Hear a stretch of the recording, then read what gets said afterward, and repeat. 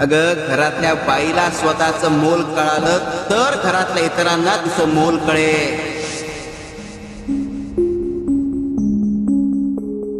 तुम्ही बायका घरातल्या सगळ्या जबाबदाऱ्या सांभाळता, पण स्वतःला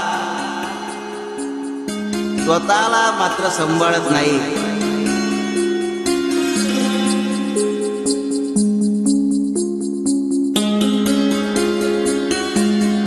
स्वतःची विचारपूसच करत नाही.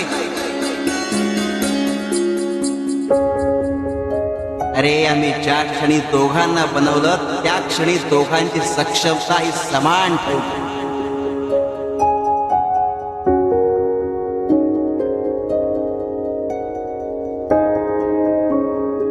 दोघांना एकमेकांच्या पूरक बनवलं.